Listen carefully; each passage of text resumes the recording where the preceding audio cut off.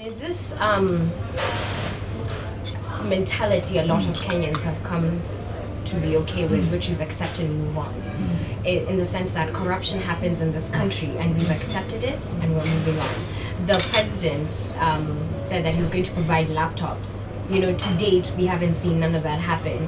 Have we just accepted and move on? Like, what necessarily needs to happen in order to evoke change in the society? Like, do we need a revolution? What needs to happen? I'd say remove the like button. I saw something because that's what social media has done. That's how we change things nowadays. Like, there's a cause happening and you just need to like, and I've already done my part. And so once I like, or it's retweet, just like, yeah, or retweet or thingy, like I don't have to do any actual action because nowadays I signed up, I liked, I did this and that, and so there's no need for real movement when you can cyber move and you can cyber create change and you can cyber support, and so nobody actually has to do anything because it's just like there's now a cloud of, you know how you could before you couldn't pretend you were part of a cause because you had to like show up, stand at the rally, and like, you know, we need to sign a petition. Now you just like retweet and play it by part, and so the more we move into that, then there's never going to be any real change because very few things now you feel like they affect you personally because you're exposed to so many things that it's just like you will only change things that affect you, right? You'll never wake up and like, I won't change whether kids get laptops because I have no kid trying to get a laptop. So, you know, I'm sorry you guys didn't get laptops, but I need the road to my place fixed. How do we get into that rally? And then now it'll probably be somebody who'll open a Facebook page and then we'll like and hope we get to a million likes and then they make Facebook in Kikuyu. You know, like that's how we change stuff now. And so our society has become more lazy. Would you say they're it's not lazy? lazy. Is it It's really like we're invisible advocates. It's like you're attached to so many things that you're not really attached to anything. Yes. Yeah, you're not really attached to anything at the end. It's just like I'm connected, but like these are just like fish string. You've spoken about like a couple of issues in your songs. What needs to happen in order to for stuff to have to change in the I don't society? know, because I've been thinking about this question, you know. Okay, because if you deal with the first part of the statement that Kenyans have accept and move on mentality. So in the like, if I just stop at that, you know, to consider that statement and see whether how I feel about it or whether that statement is true or is credible, and then I would have to say it is true. You know, to a large extent, it's true and it's credible.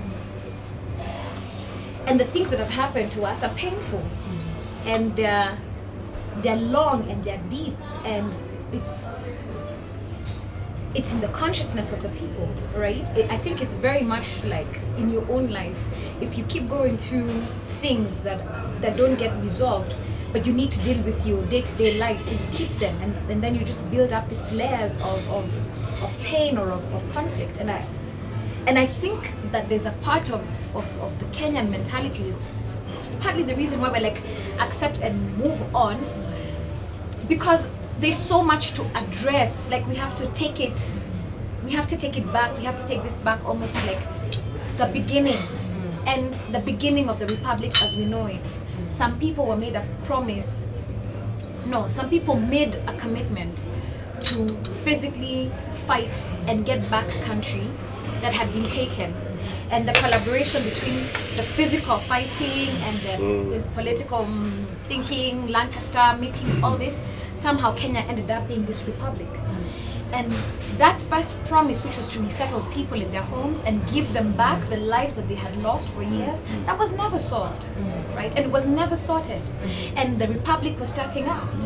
And this guy who was like the first, he was like the dreams and the hopes and congregated around him.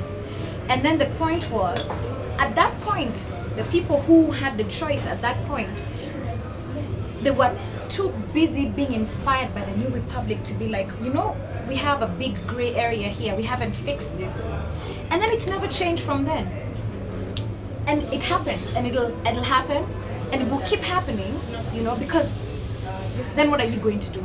But like what Poji is saying, in the 90s when the Koigi Wamure's mom began the Free Political Prisoners campaign, his mom and a lot of other moms, you know, who had to physically be present in a corner and like stripped and were forbidden, and it was a huge thing.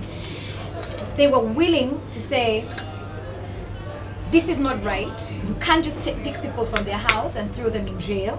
People have rights. The Constitution guarantees them rights, and that they're going to fight for the rights. But that's what it looks like when you're trying to correct a wrong. It's deep and it's difficult and it's. Do you think? And people just, and to be honest, not a lot of us have the stomach to fight for anything that we believe in.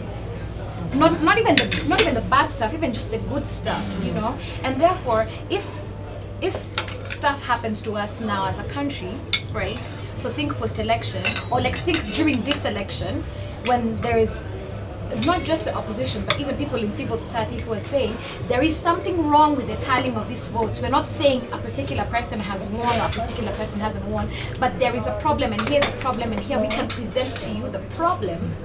As a country, we were like, we don't want to know about whether there's problems or not. We just don't want fighting. Just like, let's just be peaceful, right? Because like, what it would mean is that if there's a problem, then we have to stop. Then we have to be willing to fix the problem. And the problem is deep. If there really is a problem with the tallying of the votes, or if there really is a problem with the system of election, then it means somebody can't have won over somebody else, which means that then we have to argue with one another. It means that we have to find a way out of that problem. And part of that out of the tunnel is gonna be ugly. And nobody wants to deal with the ugly. But in real life, that's the only way you get to the beautiful. You have to go through the ugly to get to the beautiful. And I just don't think that we have that kind of commitment. No, but is it because we don't have faith in our government to change the things that we want to change? Like, is our faith in the government so low that people are just like, no matter how much I care, nothing's ever going to happen? I think it also goes back to the home, the structure of the home and the family, as well as the parallel when you put it towards school. But when I look at how the cultures are so diverse and so different in the West versus, you know, here on the continent, the design of a home is a space where the woman sort of carries out the logistics and the runnings, but there's the provider being the husband who sort of engages and ignites all of those actions to happen. So there's a provider, but then there's a child who also is in a position to grow and learn. But those influences of growing and learning and asking questions comes through the two individuals we call mom and dad. But when mom and dad also are not expressing or explaining or sort of shrugging, it's supposed to be done that way and there's no question. I mean, my say is the final say. That translates directly to government, to society, in the US, I mean, when you see a child speaking out of turn at a parent publicly, you know, a lot of us, we draw back. Yeah. And I have African family, you know, relatives who live there, and the kids, the way they were raised, they could talk back to their parents. But when I look back at what that has done, I mean, within certain guidance, but you look at the freedom of speech and the ability to express and voice yourself in a home, where everybody seems to be in a point where as long as you're accountable, you made the choice, you're accountable for that choice, it's quite okay. And I look at these kids and where they are today, my cousins, and they're excelling. But you look over here where, you know, the teacher spanks you for something very mundane. Beats you down. So that psychological sort And then of you mindset. accept it. Yeah, I'm and still getting over this is some where we class are. 2 beatings. I mean, it's not really direct. It's sort of, it has a parallel to what you asked me, and what you asked all of us. So when you look at a home, I mean, that's where it really has to start. And yes, we need to be, I think men have to be feminists as well. By quite a measure. When you talk about governance, I think you must also look at what's the relationship between a society and a government. Yes. And it's only 50 years, so a relationship to whatever this government structure is very new.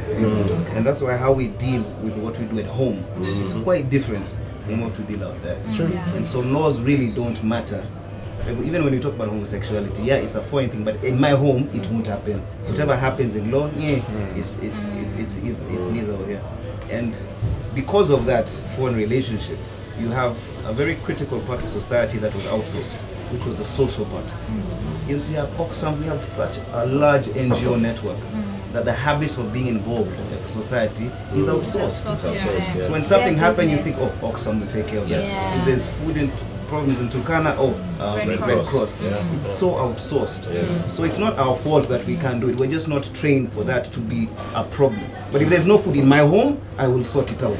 Do you think they need to start teaching in schools more of how we should be outspoken towards the government? Do you think it's something that they should instill in kids, or? 100%. I think the ability to express. No, in the U.S., we're not It's taught called to. civics. But Riot and but I Because we think have civics and education. Civics. I think that the ability to, or the experience or training that one is given to express themselves based on, you know, your feelings, your emotions, your ideals. I didn't realize until I came here that people equated, you know, people who are able to speak, not necessarily well, but oh, you were taught speech and debate, you know, growing up. That's an American thing, and I thought, well, why is that an American thing?